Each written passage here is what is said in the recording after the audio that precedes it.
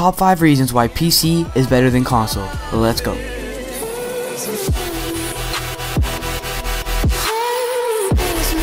Yo, what is up guys, it's Full Vibes here, back from another video. Today, I'm going to be talking about the 5 reasons why PC is better than console. If you guys want to see a part 2 to this, make sure to leave it down in the comments below. I can also do an opposite form of this video, where I'll be giving top 5 reasons why console gaming, or console in general, is better than PC. So just leave that all in the comments below. But if you guys want to see more videos like this, make sure to smash that like button, subscribe, and turn on post notifications. And one more thing, this list is completely my opinion, so your opinion and other people's opinions may differ. But with that being said, let's get started with the video. Okay, so at number 5, we have multiple inputs.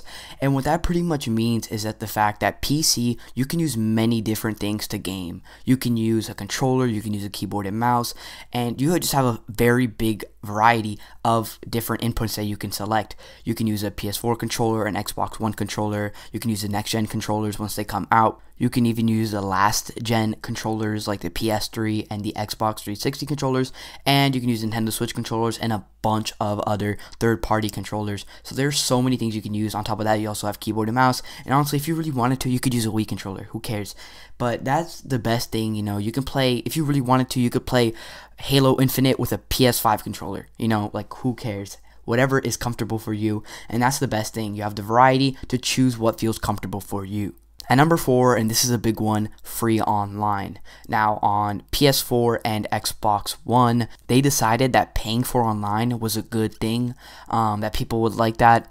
But, you know, it's annoying because for the PS3 and the Xbox 360, that was not an issue. And they decided to implement that into this gen's, you know, consoles, which was really annoying. You know, paying $60 online every year for the game that you actually already bought and should be able to play. It's kind of like a rip-off, you know. It's kind of like a steal. And yeah, you do get like free games every month or so, but most of those games are kind of bad and people don't even play anyway. And you're not buying PS Plus or Xbox Live to get the free games. You're getting them to be able to play online, because if you had the option to play online for free, nobody would buy PS Plus or Xbox Live. So that for me is a rip-off. And on PC, you don't have to pay a single cent, a single dime, nothing, to be able to play online, which is the best part about it. Now at number 3, we got more games and cheaper games. Now what I mean by more games is that if you combine all of Xbox's games and all of PlayStation games, that still doesn't even beat the amount of PC games there are. And that's because of the low barrier of entry for games. A lot of smaller companies and smaller developers can release their games on PC without having to, you know, kind of have a status. Otherwise, you know, on Sony and Microsoft's consoles, they kind of have a barrier of entry. They have to kind of know the developers. They either have to be AAA games, or they got to be like somewhat big indie developers to be able to get their games onto the consoles. While on PC, almost anybody can just create a game and add them on PC, and that's a good thing. And some of these games are actually very, very good. And, you know, you get also cheaper games. Like on Steam, you have these crazy sales that are 50%, 60 or 70% off, like, and almost all the time. Almost every other holiday, or every holiday, you get big sales. During summer, you get these huge sales as well. And, you know, $30 for a game on Steam is very, very expensive, because you can get like games as cheap as like $5 if you really wanted to. While on console, games are always $60. If they do go on sale, you know, you get them at like $40. So it's just, you got to be spending way more money on console. Not to mention, a lot of these PC games aren't even available on console. One of the favorites that I like to mention a lot are Valorant and CSGO, because they are amazing games. I personally play CSGO on my MacBook Pro. I can't run it at the best, obviously, but it is still very, very fun. I haven't had the chance to play Valorant because it's not available on Macs, but I just can't wait to get my hands on that game. And there is rumors that it's coming out on console, and I might do a separate video on that in the future, you know, if it's going to come out on consoles or whatever. But all in all, there's so many good games that are available on PC that aren't available on any other platform. Now at number 2, we got customizability and variety. Now what I mean by customizability is that you can select the parts you want to your PC. You can choose how your PC looks. Like anything you want, you can pretty much put into that PC, right? You can choose the price point of it. You can choose how well it performs. You can choose what's in what, how it looks, the color, like the style, whatever, you know. While on PlayStation and Xbox, yes, you can buy separate versions of the consoles. You know, maybe for PlayStation, there's a Spider-Man version of PlayStation, right?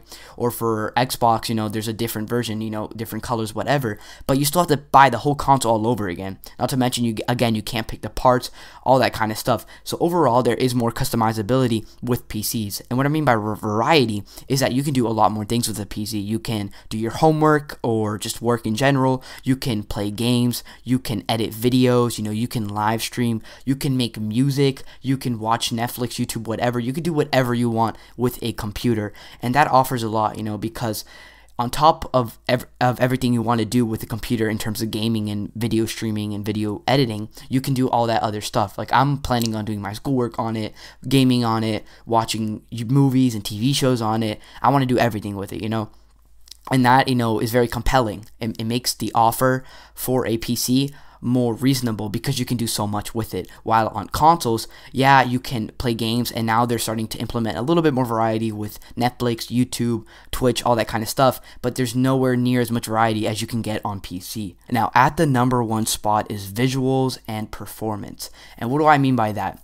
Now, I know that not every PC is going to run a lot of frames and very good visuals and graphics, but the majority of PCs can run higher frames than these current-gen consoles. The next-gen consoles are going to be a little bit harder to compete with, but even then, there are still so many more PCs that do so much better than these consoles, right? Now, even like a $600 PC, you can be running over 100 frames on most games. Even if you just turn down a little bit of settings, like turn off shadows, anti-aliasing, some stuff like that, you're going to be getting higher frames. And it's just, you know, the visuals, you know, is very important. Let's talk about current gen. Current gen right now, we're getting 60 frame games and we're getting 30 frame games, and the highest resolution is 1080p. And the next gen consoles, you're going to be able to run 4K, 120 frames on competitive games, and the other games 60 frames. Even some games are still going to be running 30 frames. PC, you know, if you have a decent enough PC, you can be running over 100 frames, even over 200 if you turn off some settings or you just have a really good PC. Not to mention, you can run 4K, you have ray tracing, and I know the consoles, next gen consoles also have ray tracing, but their form of ray tracing is nowhere near as complex as the ones we have now, and that's not even mentioning the new 3000 series cards, where they're taking ray tracing to a whole nother level. And PCs starting to actually introduce 8K gaming right now, with the newest RTX 3090 being able to withstand and perform 8K at 60 frames, which is completely crazy. So overall, PCs win this one for perform and visuals. But that's going to be it for this video, guys. So if you guys want to see a part 2 to this, make sure to smash that like button. I can also do a reverse version where 5 things that console does better than PC. I have done a video also comparing PC with the next gen consoles if you guys want to check that out. Make sure to subscribe, turn that red subscribe button to a gray, like the video, and turn on notifications, and I will catch you guys in the next one. Peace out. Put it out the coupe at the lot.